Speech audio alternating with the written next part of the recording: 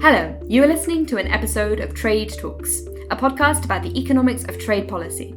I'm Bown and Keynes, the US Economics and Trade Editor for The Economist. And I'm Chad Bown, a senior fellow at the Peterson Institute for International Economics in Washington. This week, we are going to talk about trade negotiations.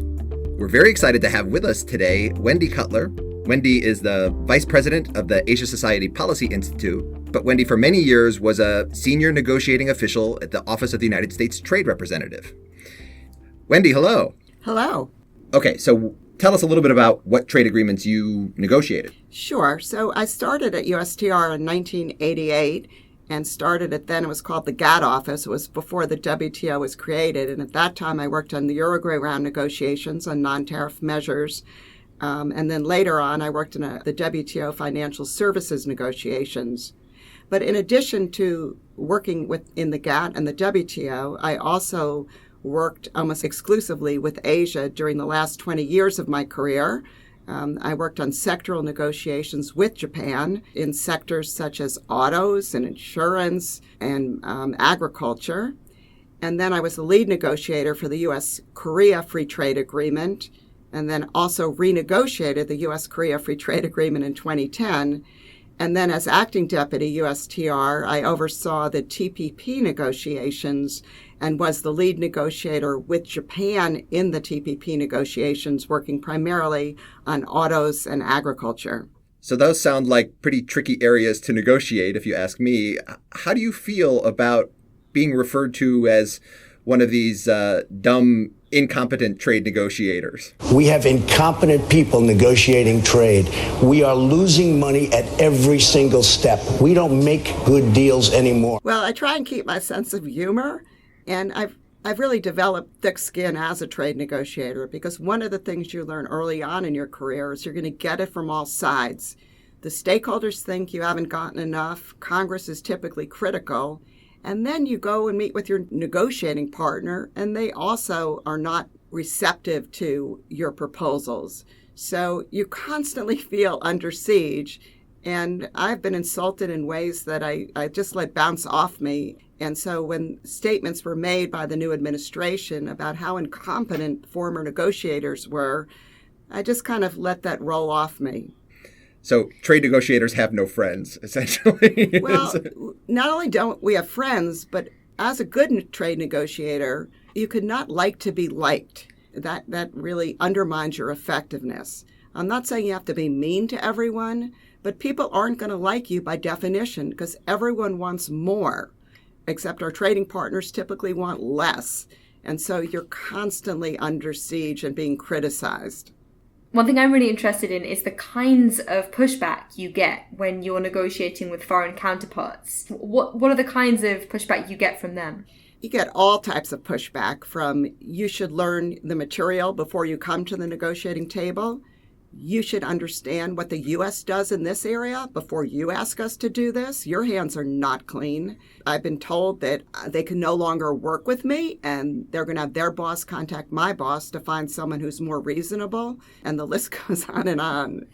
So thick skin sounds important. What else do you need to have as skills to be a good trade negotiator?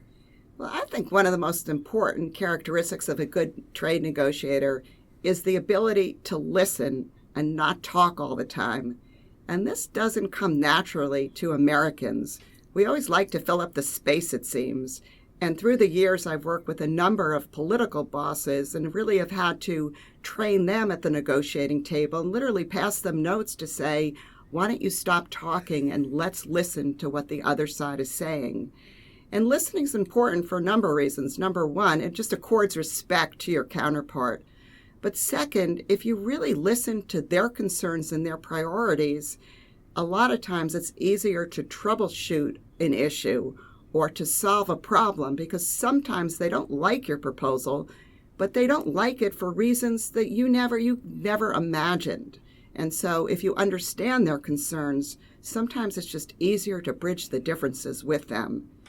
Wendy, can we get some war stories from you? So can you talk about the toughest trade negotiations you've ever been in?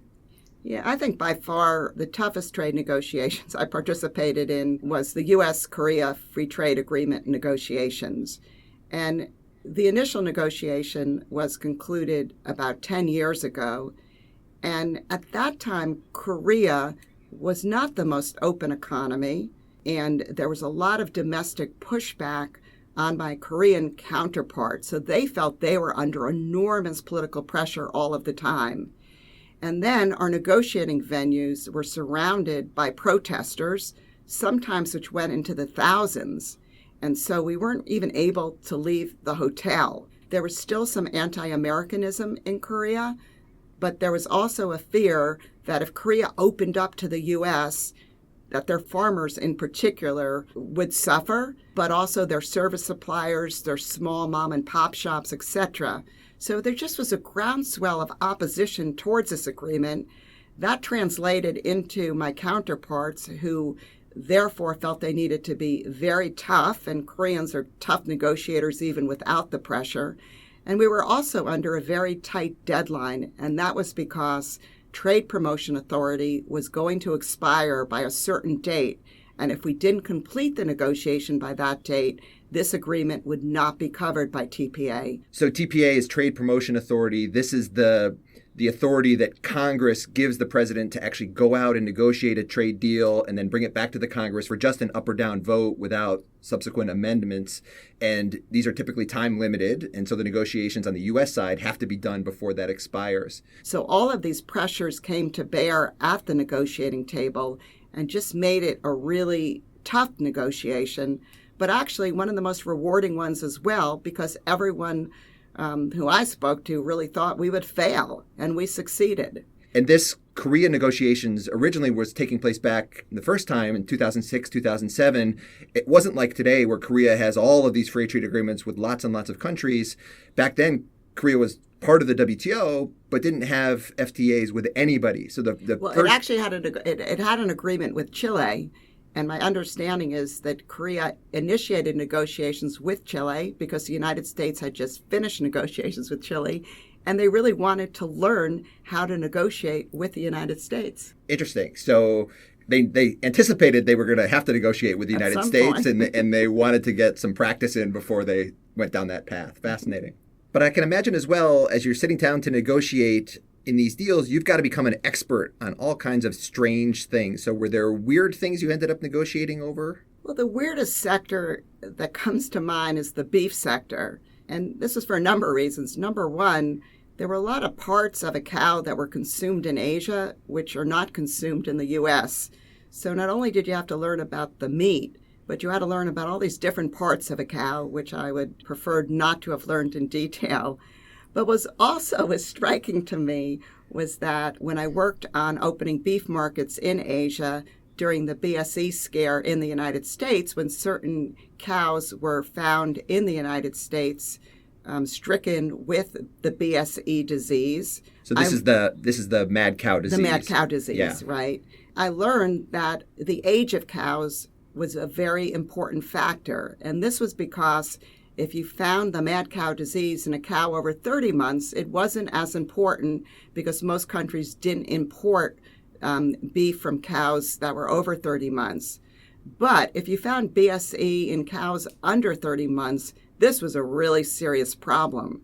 But here's the deal. Who knows how old a cow is? They don't have labels on them. They don't have their birth dates on their next to their cowbells underneath on their collar. And the way that our experts had to find the age of any cow was to look for their birth records, and that was difficult. And so what everyone relied on was looking at their teeth. And literally, if a cow died, people would take photos of the cow's teeth. So I would be emailing these horrible photos of a cow's mouth of really old teeth to my counterpart, trying to convince him that this cow was over 30 months and therefore this was not a serious problem and they should keep their market open. So this is like CSI, trade negotiator, bovine scientist. That is very, very strange. So as a trade negotiator, your job wasn't just negotiating in the context of these big mega deals. It was also negotiating on a product-by-product basis when another country decided that for some reason they just wouldn't let any American product in. So, Wendy, we've introduced you as the greatest negotiator that the United States has ever had, but even the greatest negotiators probably have made one or two mistakes in their history. So, do you have any skeletons in your closet? Well, one miscalculation comes to mind, and this was also in the U.S.-Korea Free Trade Agreement, and that is at the beginning of any negotiation, you exchange requests and offers on tariffs, and each side on the same day at the same time exchanges their offers, and that's basically what they're willing to do. Of all their tariffs, how quickly they're willing to bring them down to zero. And you can understand that this is a real calculation by each side. You want to be forthcoming, but on the other hand, you don't want to give away the store. And if you're too forthcoming and the other side is pretty restrictive, you look like you've already made too many concessions. So there's a lot of internal discussions trying to game out the perfect offer. And in the U.S. Free Trade Agreement, the U.S.-Korea Free Trade Agreement, when I look back, I think we really miscalculated, and that miscalculation had an effect on the first few months of the negotiation. And that is that at the end of the day, we concluded that Korea's tariff offer would not be forthcoming, and therefore we put forward a pretty restrictive offer. But in the meantime, Korea thought we would put forward a really forthcoming offer, so they did everything they could and put forward an offer which was very forthcoming, and frankly were embarrassed and got a lot of pushback domestically for putting too many concessions on the table up front. So what happened was that the Korea, feeling embarrassed and feeling that they miscalculated, put a lot of pressure on us to up our offer immediately and over the first few months of the negotiation. And it also meant when they put forward proposals on rules or responded to our proposals, I think they remembered this experience and really held back more than they would have if we had put forward a bolder offer in the beginning. And so by bolder offer, what do you mean? The number of tariffs you're willing to cut, how deeply you're willing to cut them? Is there any specifics you can tell us? Yeah, what percentage of your products are you willing to move to zero on entry into force into the agreement? How many products do you want 5 years of tariff decreases or 10 years of staging? All of that. So once again, we put forward an offer that was pretty restrictive, and we made that decision to do it. And we had discussion, and I really regret not chiming in that we should give Korea the benefit of the doubt. We're the United States. We want to do this agreement quickly. Let's try and be bold. The team that was negotiating this deal were taking such huge risks anyway domestically that they were all in. And they wanted to feel like they were equal partners with the United States. And once again, they miscalculated how bold we would be. And I think they paid for it domestically, and we paid for it in the negotiation. So I want to talk about some negotiations that are ongoing. So in, say, the NAFTA renegotiations, I wouldn't have thought that there would be such offers of tariff cuts, because on most products, tariffs are already zero. So what else is unusual about the NAFTA negotiations that you can tell? Well, I think at the start, they had a very unrealistic expectation of how long these negotiations would take. I think people at the top of this administration thought that we could maybe complete these negotiations in a few months. It's obviously taken longer. Well, I think it was just an overconfidence that we can go in the room, we're great negotiators, and we can quickly get the other side to agree with our proposals. In addition, in the beginning, one of the mistakes they made was they announced that, unlike other negotiations, there'd be a NAFTA round every month. And I think they greatly underestimated how much work needs to be done at home in between rounds. And that is, a lot of consultations are needed with stakeholders in Congress, but you need to work on your proposals in between each round. You need to answer the concerns and the questions the other side has had, and then you need to consult even further. And so I think it's been interesting to watch that those monthly rounds after, the first handful of rounds, quickly the intervals between each round over time expanded. So as a journalist covering this, it's been kind of interesting to see what messages are being released and what aren't. And the negotiators' use of the media in, I think, trying to influence how the negotiations are going inside the room. Could you talk about that? Yes, and I always tell people you need to take it with a grain of salt what's said publicly after each negotiating round, because a lot of times the negotiators are really playing to their domestic audience. For example, they know at the end of the day they're going to have to move off a proposal, but they need to show their stakeholders and their legislatures that they're being really tough and they're not giving up. And so sometimes if you listen to the public statements, you could conclude that this negotiation is nowhere near conclusion. However, informally in the rooms, in the negotiating rooms, the negotiations are often much further along than the public is aware of. Well, one of the things I was always trained as a negotiator in making public statements is always lower expectations, because once you raise expectations, then you can be accused of failing, not living up to the goals that you set for yourself. And if you lower the expectations of the public, then if you actually reach a deal, people are surprised and they think you did a great job. I'm a bit surprised in NAFTA and the statements made over the past few weeks where the Mexican Trade Secretary and Ambassador Lighthizer, I think, have both said that we're 80% done. I think that's really setting up the stage for an expectation that they will be successful in this negotiation. And frankly, they probably will be. But if they're not, I think they've set themselves up for more criticism than necessary. So we've spent a number of episodes of our podcast talking about the NAFTA negotiations, but I'm curious from your perspective, are there specific proposals that, in particular the Trump administration has put out that you were surprised at?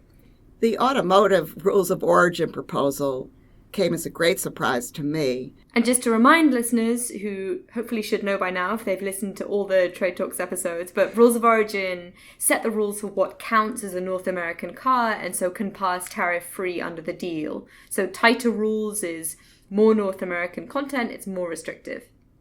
I wasn't surprised by the fact that the administration was seeking a higher value content for cars made in NAFTA that could enjoy the tariff benefits, raising the current percentage of 62.5% to 85%.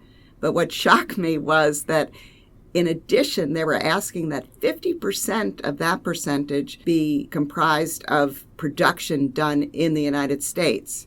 There was no way that Canada or Mexico could ever take a proposal home. They would never get the domestic support they needed.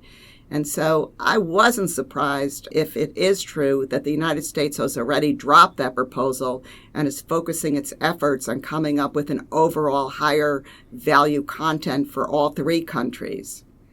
So as a negotiator, though, couldn't you see that as part of a strategy? Sort of put forward this really extreme proposal and then everything else after that looks really reasonable?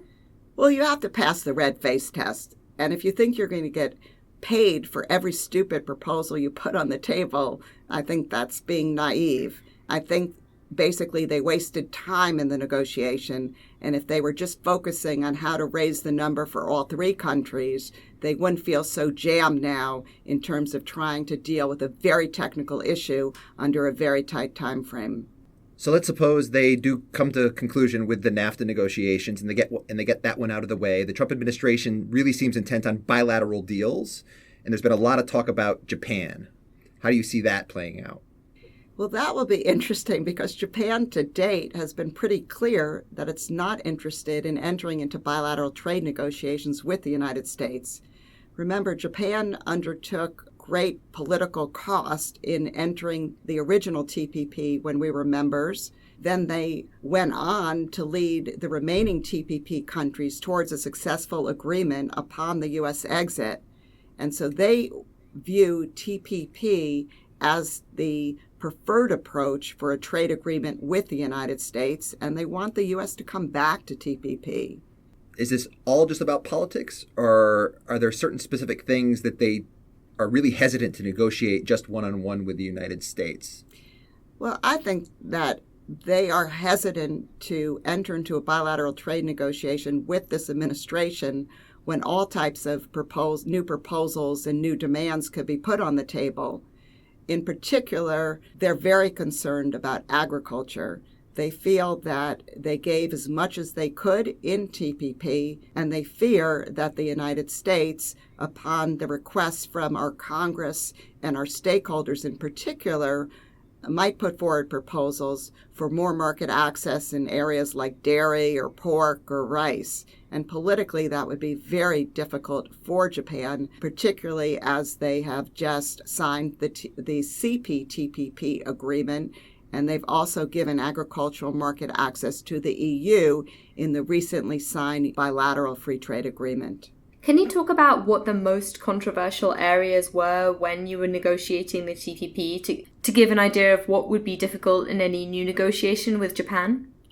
Well, I think in particular the agriculture and auto sectors would be difficult. So in the automotive area, in the initial TPP agreement, we concluded a separate bilateral agreement with Japan on autos, where we opened up the Japanese automotive market, and we also agreed on long staging for U.S. tariff cuts on cars and trucks. And so that meant many, many years before the U.S. would have to get rid of the 2.5% tariff on cars and the 25% tariff on trucks, which is the really big one. Right. 25 years for the elimination of our automotive tariff and 30 years before we would have to eliminate our tariff on trucks.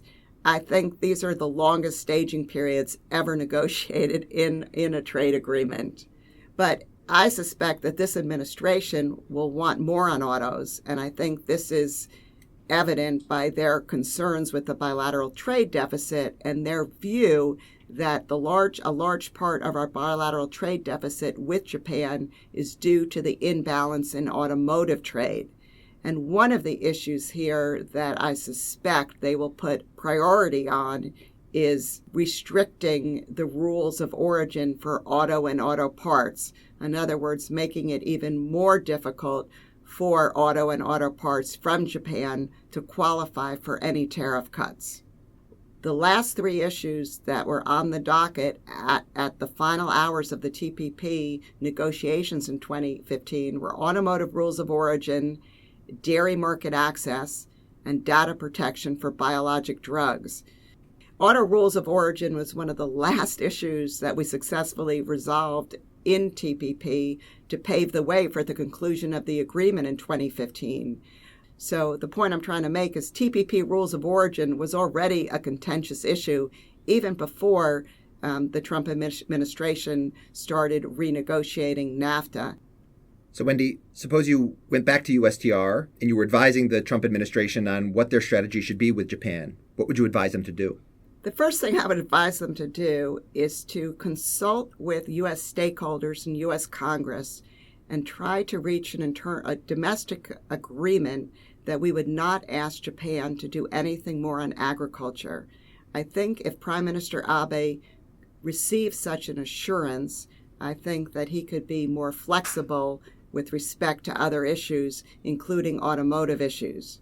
But second, I would also advise the administration to think of rejoining TPP and then see whether you can enter into a bilateral negotiation with Japan to build on TPP provisions and address some of the issues that were never addressed in TPP, such as cybersecurity or how to deal with new energy vehicles or how to build on existing TPP proposals. In other words, if the administration feels like it needs to do a bilateral agreement with Japan, do a TPP plus agreement, join the TPP, do a TPP plus bilateral agreement with Japan. Japan can claim that it got the United States back into TPP, and the United States can say, we have a bilateral with Japan. Sounds like a win-win-win. Easier said than done, but that's what comes to my mind. You don't know until you try. And that is all from Trade Talks. Thank you so much to Wendy Cutler, Vice President of the Asia Society Policy Institute. And one of the greatest trade negotiators ever. Thanks, Wendy. Thank you. It's been a pleasure.